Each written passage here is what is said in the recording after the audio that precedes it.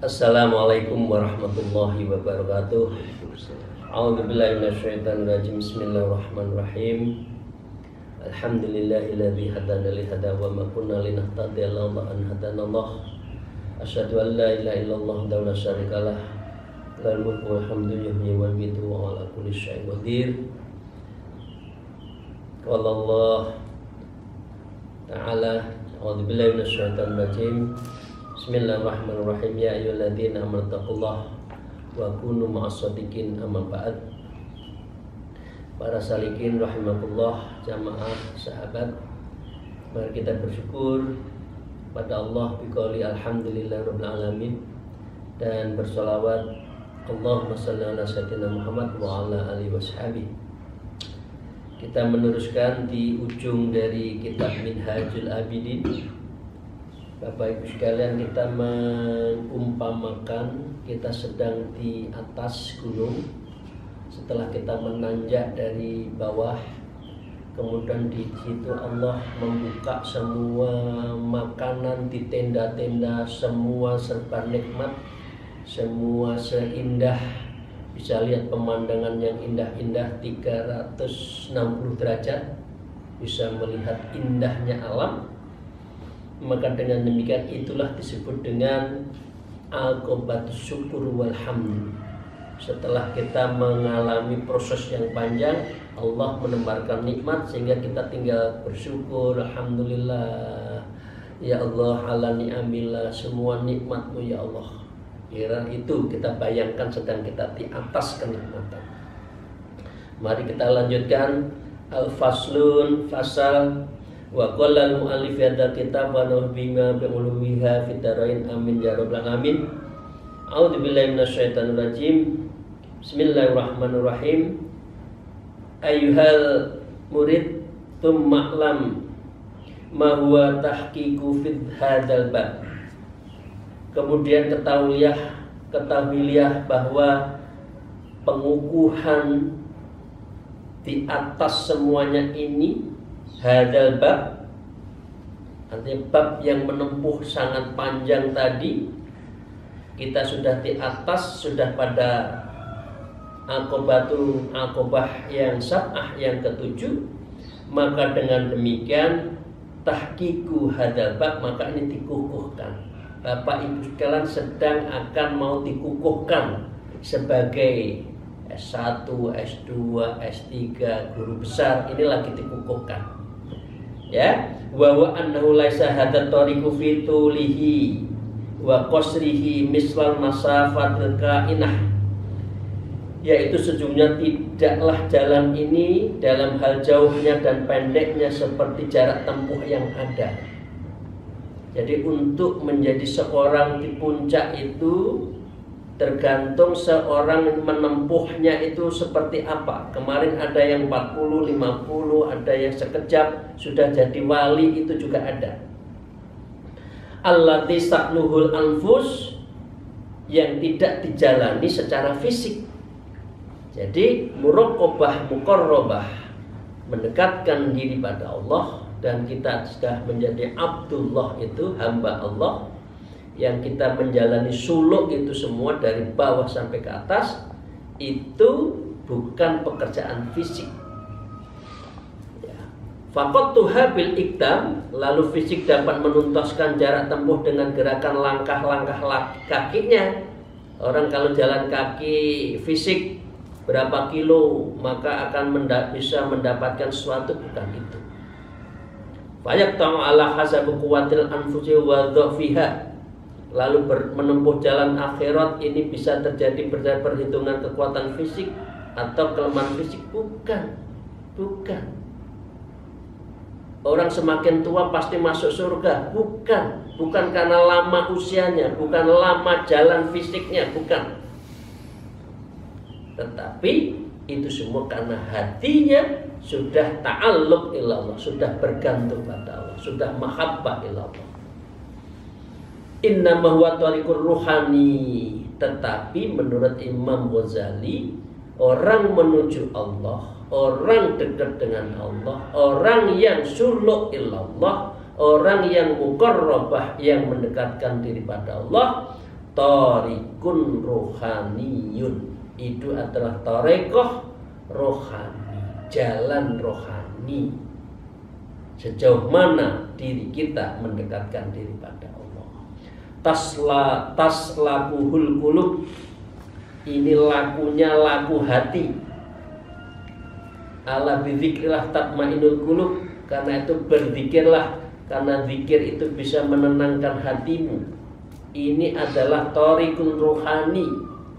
Taslukul qulub. Hatinya nggak pernah digosok, hatinya tidak pernah ditazkiyatun nafs wa tasfiyatul qulub. Jaluk dekat dengan Allah nggak bisa. Harus mutawamah lil dzikrillah. Harus terus menerus menggosok hatinya untuk zikir kepada Allah. Fataqtahu bil afkar, dan ini juga dituntaskan dengan pikiran. Antara kolbun dengan pikiran itu harus menyatu. Karena itu di dalam zikril latifah yang paling berat itu adalah zikril apa? Latifatul qalbi, la latifatul natiqah. Karena dua inilah yang bisa menggerakkan orang nggak benaik itu, karena kolbunnya itu, hatinya bolak-balik. Karena itu dizikiri dengan latifatul qalbi untuk menghilangkan penyakit hasad, penyakit takabur dan sebagainya. Digosok dulu hatinya itu, bersihkan. Dan latifatul natiqah yang ada di ubun-ubun ini, di otak kita ini, karena ini yang sering tulul amal, yang berhandai-handai, yang ingin kaya, yang ini, tidak ada berhentinya, sehingga dia lupa pada Allah. Karena itu semua hanya bisa tariqun rohaniyun, yaitu tariqah rohani. Taslukuhul qulub, operasionalisasinya dengan membersihkan hatinya. Ala hasabil qaiti wal basair, sesuai dengan pertimbangan dan keyakinan mata hatinya itu. Karena itu ada namanya zikir latifatul latifatul khafi walatifatul akhfa. Itu dibersihkan, baru bisa namanya tariqul rohani. Kalau enggak, ya zikir, sholat, tapi begitu saja, enggak ada refleksi batin. Wa usluhu nurun samawi, itu semua orang yang mendapatkan itu semua akan mendapatkan nur samawi, nur langit, cahaya langit. Wa nadhara ilahyun, dan ini mendapatkan pandangan kasih sayang, rengkuhan, nadhar ilahyun, yaitu pandangan Allah. Yaqa'u fi qalbil abdi, itu menerpa bagi seorang hamba yang dekat dengan Allah. Itu loh Bu, Bapak-Bapak sekalian, kalau tawajuhan di tengah malam, sholat liridhoillah, lisyukrillah, lifadlillah, sholat tahajud, sholat taubatan nasuha, habis itu tawajuhan, indah kan? Indah, enak, asik, nangis. Itu namanya apa? Nadrun ilahiyun. Orang seperti sedang dipandang oleh Allah, cahaya Allah dimasukkan di dalam kolbu mereka karena sudah dekat dengan Allah. Kalau enggak ada rasa. Kalau tidak seperti itu, ya as-sholatul as-bisyuswa. Sholat itu seperti biasa aja, enggak ada kenikmatan, enggak ada sesuatu yang indah, enggak ada sesuatu yang betul-betul menikmati. Itu harus caranya apa? Tariqah rohaniyun rohani. Wa qala mu'allif fayanzuru bi nadratan, lalu hamba dapat memandang dengannya suatu pandangan pula. Karena kita sedang mujallasah wa tatakallam ma Allah. Kita sedang berduduk-duduk dengan Allah. Kita sedang bermunajat dengan Allah. Kita sedang tatakallam, sedang berbicara dengan Allah. Ya, fayara biha amrad darain bil haqiqah, maka orang ini akan mendapatkan suatu keindahan fid darain, urusan dari dunia dan akhirat dengan bil haqiqah, dengan sebenar-benarnya. Kerja.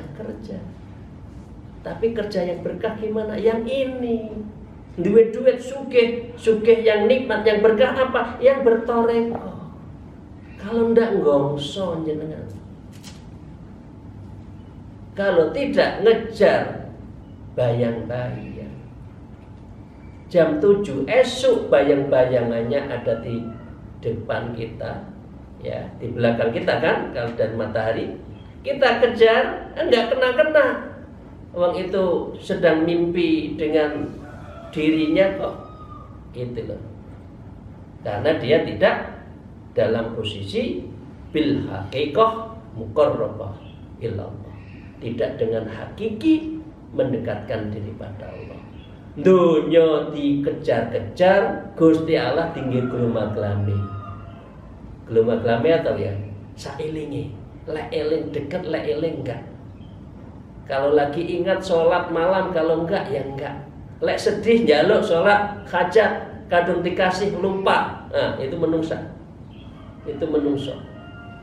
Ini berarti dia tidak mendapatkan amrod daroini bil haqiqah. Dia tidak akan mendapatkan dua sekaligus di dunia dan akhirat.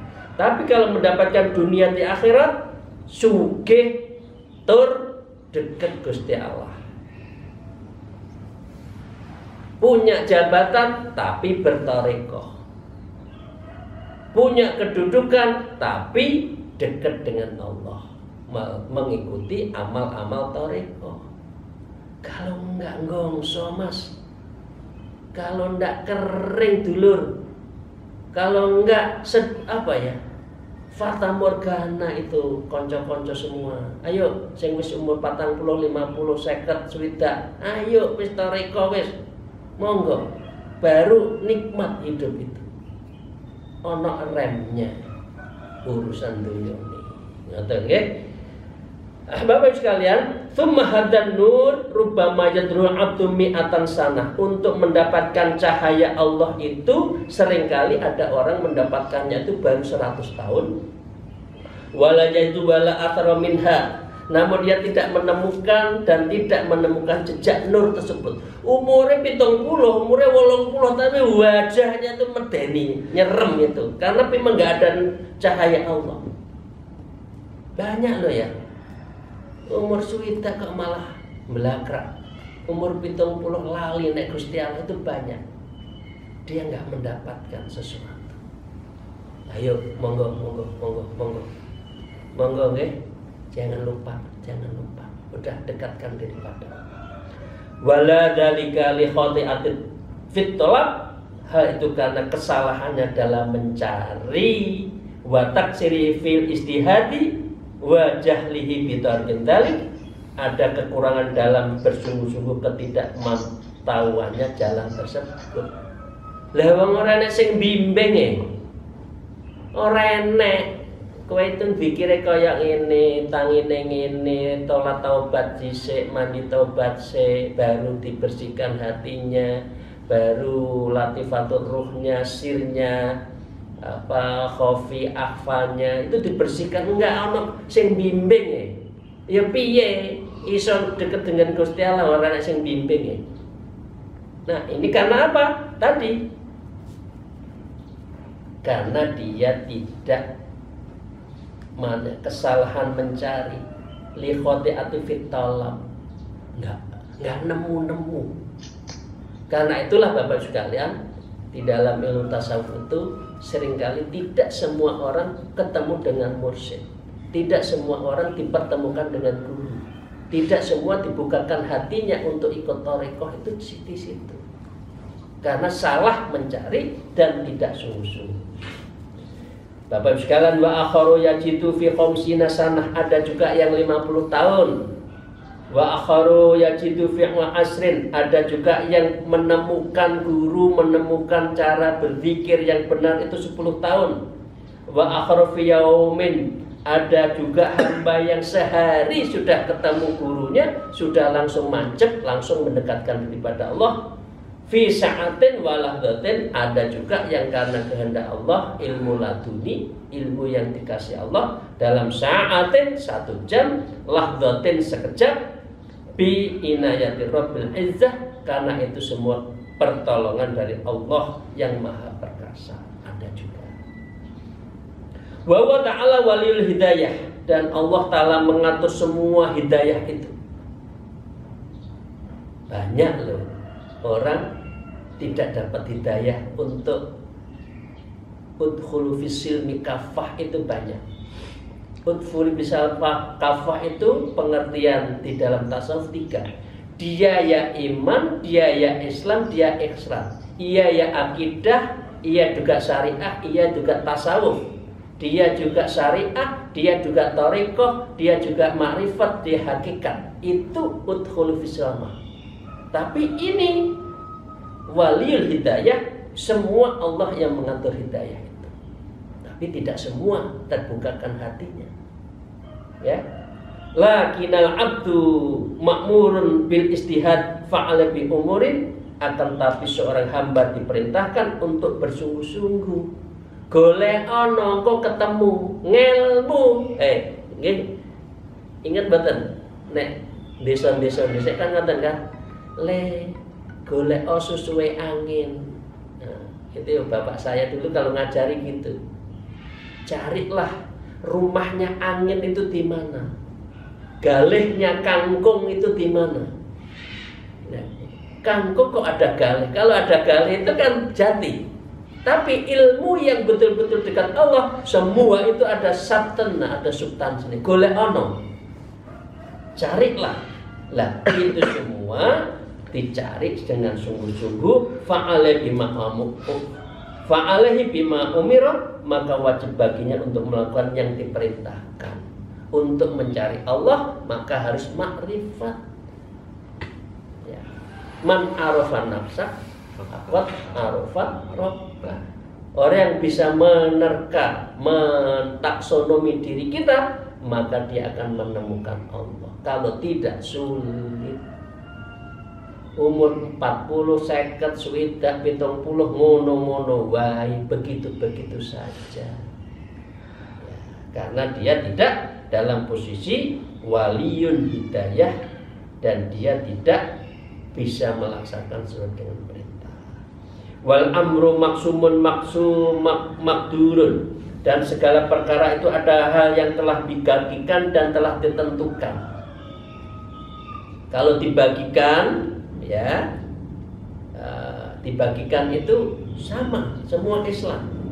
Tapi kalau makdurun, di dalam qalbi makdurun, dekat dengan Allah, itu ditentukan. Orang yang dekat dengan Allah maka seperti ini, akan dikasih caranya seperti ini. Tidak semua. Wa rabbu hakamun ala adlun yaf'alu ma yasha'u wa yahkumu ma yurid. Dan Tuhan itu maha penentu, yang maha adil. Allah lah yang maha mengendaki dan menentukan apa yang Allah inginkan. Karena itulah kita mohon hidayah, taufik dan hidayah Allah. Taufik diberi kekuatan, hidayah diberi petunjuk. Dua-duanya. Jangan hidayah saja, kadang-kadang belum tentu ada kemampuan. Karena itu dua-duanya.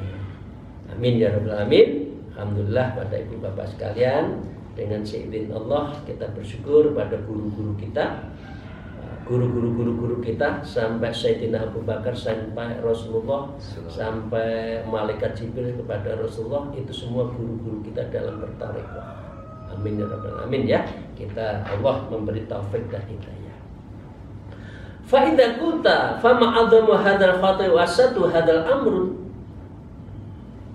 Kalau Anda berkata betapa sangat besar kekuatan ini dan betapa berat perkara ini, Iya, memang betul berat. Menuju Allah itu berat, godaannya berat. Kan ada macam-macam kan? Ada akabul faiz, ada akobatul kawadih dan sebagainya. Ada perintang, ada penggoda, ada perusak, macam-macam gitu. Berat. Menuju Allah itu berat. Wa ma aktsara ma yahtaja ilaihi hadzal abdu dhaif. Padahal betapa kita itu semua adalah hamba-hamba yang lemah. Iya, betul lemah. Manusia lemah. Fakullah hadzal amal wajudi, dan kebersalaan sebagai persyaratan untuk ini semua. Maka semua amal itu harus sungguh-sungguh berat. Kalau dilakoni iso. Ngelmu angel lek digoleki ketemu. Nah, gitu kan orang Jawa dulu. Ngelmu angel lek digoleki ketemu. Jalani. Wa tahsila hadis syaraitil madza, maka keberhasilan berbagai persyaratan ini untuk apa? Imam Ghazali menjawab, fa aqulu li umri innaka la shadiqun fi qaulika innal amru sadidun wal khatal adzim. Imam Ghazali mengatakan, demi umurku, sesungguhnya engkau benar sekali dalam ucapanmu. Sesungguhnya perkara ini adalah perkara yang sangat berat, yang sangat besar. Menuju Allah itu berat. Kalau enggak gelepotan tok urusan dunia, akhirnya lali. Ya memang betul. Imam Ghazali mengatakan berat. Tapi Allah berfirman, laqad khalaqnal insana fi kabad. Sesungguhnya kami telah menciptakan manusia dalam keadaan susah payah. Terus Allah juga berfirman, a'udzubillahi minasyaitonir rajim, inna aradnal amanata 'alas samawati wal ardi wal jibali fa abaina an yahmilnaha wa asfaqna minha wa hamalahal insan innahu kana zaluman jahula. Sesungguhnya kami telah mengemukakan amanat kepada langit, bumi, gunung-gunung dan semuanya enggan untuk memikul amanah, dan mereka khawatir akan mengkhianatinya. Dan amanah itu semua akhirnya dipikulkan oleh Allah, diamanatkan kepada manusia. Innahu kana zaluman jahula, sesungguhnya manusia itu amat zalim, yang amat bodoh. Memang hidup mendekatkan diri pada Allah itu berat. Tapi Allah telah menakdirkan manusia sebagai khalifatullah fil ardh, wakil Allah di muka bumi, dan kita harus selalu mendekatkan diri pada Allah. Caranya seperti itu Bapak Ibu sekalian. Walidzalika qala sayyidul mursalin shalawatullah wassalamu alaihi wa alaihim, law alimtum ma a'lamu la batuhum katsiran wala dhakhittum qalilan. Rasulullah bersabda, seandainya kalian tahu apa yang telah aku ketahui, pasti tangisan kalian banyak. Ancaman surga, ancaman nerakanya seperti itu. Orang yang punya amanah tidak dijalankan seperti apa? Orang punya rezeki tidak ditasarufkan di jalan Allah kayak apa? Kalau tahu semua perilaku kita di dunia ini, labatuhum katsira, engkau seharusnya menangis sebanyak-banyaknya. Nang dunya laibun walahun, guyu-guyu terus ya. Seneng-seneng terus nang dunya, padahal mestinya dia harus menangis sejadi-jadinya. Wala dhakhittum qalilan, dan dia pasti tertawanya sedikit. Nah ini enggak, nang dunya seneng-seneng, nang akhirat jerit nanti jerit. Karena dunia tidak mendekatkan diri pada Allah. Bapak Ibu sekalian, wa marya anal munati yunati min qabli sama, dan keterangan meriwayatkan sebagaimana penyeru-penyeru yang ada di langit. Ada yang mengatakan begini, laital khalqa lam yakhluqu wa laitahum id khuliqu amilu limadza khuliqu. Seandainya saja para makhluk tidak diciptakan, sekiranya saja mereka ketika telah diciptakan, mereka mengetahui apa yang diciptakan, walayat idza umilu amilu bima amilu, dan kalau saja mereka tahu, mereka akan berbuat sesuatu yang akan dengan sesuatu apa yang telah mereka ketahui, maka dengan demikian ini menunjukkan beratnya menuju Allah. Nah, kadung kita jadi hamba Allah ya, kita sebagai khalifatullah fil ardh, ya sudah, ayo kita jalankan mendekatkan diri pada Allah. Nah, dengan demikian sampai Sayyidina Abu Bakar mengatakan seperti ini, annahu qala wattu anni kunta khadra'un taqulani dawabu mukhalafatul adab. Sayyidina Abu Bakar As-Siddiq mengatakan seperti ini, ya Allah, kalau begitu beratnya saya mendekatkan kepada Allah, sebaiknya saya itu menjadi rumput hijau saja yang akan dimakan diriku oleh hewan-hewan ternak, enak, nggak ada tanggung jawab. Tapi kita sudah terlanjur menjadi khalifatullah fil ardh. Ayo, masa menjenengan menjelma lagi jadi makhluk selain manusia? Enggak kan? Ya, dekat dengan Allah. Sayyidina Umar juga mengatakan seperti ini, hal ata alal insani hinun minad dahri lam yakun syai'an madhkuran. Bukankah telah datang atas manusia satu waktu dari masa ke masa sedang dia ketika itu belum merupakan suatu yang hal yang dapat disebut. Saking beratnya. Dan ini ayat Al-Quran di dalam Al-Insan. Jadi manusia itu abad loh Bapak Ibu sekalian, abad. Duwe anak dididik, duwe bojo diarahkan, punya rezeki harus ditasarufkan yang baik. Kita sedikit juga harus dekat dengan Allah.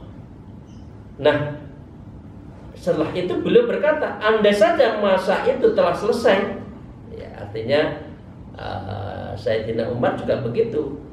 Kalau sudah selesai ya sudah, saya menjadi abdul. Itulah. Wa qala Abu Ubaid Ibnu Jarrah radhiyallahu anhu wa tidda. Dia mengatakan gini, anni kapsun li ahli, aku menginginkan bahwa diriku seperti biri-biri bagi keluargaku. Fatafarraqa lahmi, maka keluargaku akan makan saya karena akan menjadi daging saya. Wa tahassa maraqi walam akhlaqa, dan aku menghirup kuah dagingku dan dia menghirup kuah dagingku, dan aku tidak diciptakan oleh Allah. Itu menunjukkan saking beratnya. Tapi kalau sudah sukses, aqobatul hamdu wa syukur, semua nikmatnya diberikan oleh Allah kepada kita. Terakhir Bapak Ibu sekalian yang saya hormati,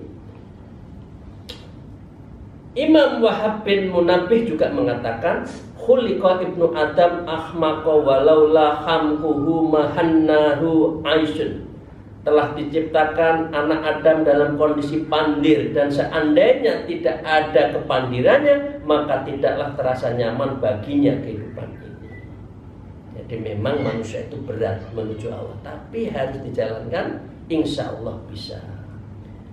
Nah, sekarang Ibnu Fudail bin Iyad radhiyallahu, beliau mengatakan, inilah ahbitu malakan muqarraban wala nabiyan mursalan wala abdan sholihan.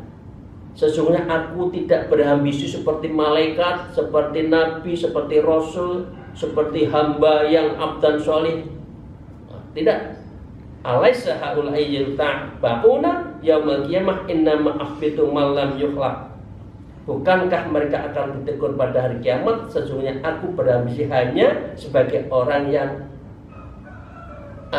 lam yukhlaq, sebagaimana tidak diciptakan. Tapi Ibnu Iyad, Imam Fudail bin Iyad kan jadi wali. Dulu memang menjalani sebelum jadi wali berat, tapi karena sukses akhirnya menjadi waliullah. Terakhir ini cerita dari para wali-wali. Juga diceritakan oleh Syekh Ibnu Atha As-Sulaimi, qala law anna naran aw qa'idat wakila man alqa nafsahu fiha sora la syai'a. Seandainya api telah dinyalakan dan dikatakan, Siapa saja yang menjatuhkan dirinya dalam api ini, maka niscaya ia bukan sesuatu yang tidak tak terbekas. Ya, syarala syai'an, tidak berbekas. Artinya orang yang masuk neraka itu nggak berbekas. Hidup lagi, nyala lagi, hidup lagi, mati lagi, bakar lagi, tidak berbekas, tapi terus disiksa. La khositu an amuta minal farahi qabla an aslanar. Niscaya aku takut kalau aku mati karena gembira sebelum aku sampai apa? Ke dalam api itu. Jadi intinya ini cerita dari wali-wali Allah yang awalnya memang berat menjalani muqarrabah menjadi wali pada Allah, tapi beliau menjalankannya akhirnya menjadi wali-wali. Kalau sudah menjadi wali itu istilahnya adalah pada puncak kebahagiaan, aqobatul hamdu wa syukur.